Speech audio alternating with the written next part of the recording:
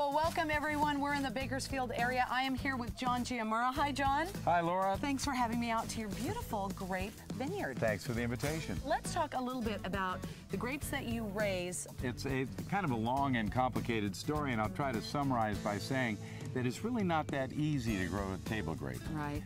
To make them this beautiful and this copious in quantity takes a lot of work and a lot of different steps and procedures. First of all, you have to prune all the vines. Okay. And there are 500 vines to an acre, and every single vine has to be pruned by hand, not by machine.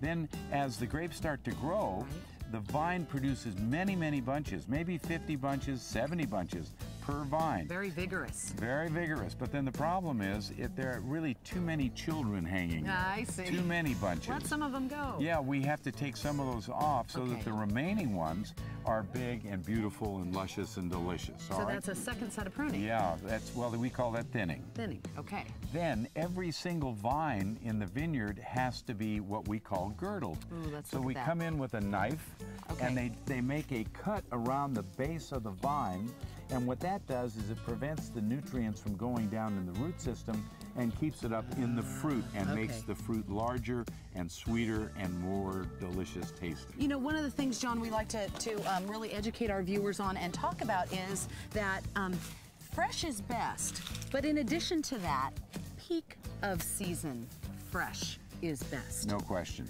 Peak of the season, like now, is when they're so delicious, and it's very healthy, filled with antioxidants, prevents heart disease, prevents cancer. I mean, it's almost a wonder fruit. When you look at a box like this, John, this is your box of grapes. Right. When you see that, what do you think? I'm very proud that we can grow something that looks that nice. Right. That there's a lot of tender, loving care that goes into every one of these bunches. I mean, look, this is fairly outrageous. Unbelievable. Yeah.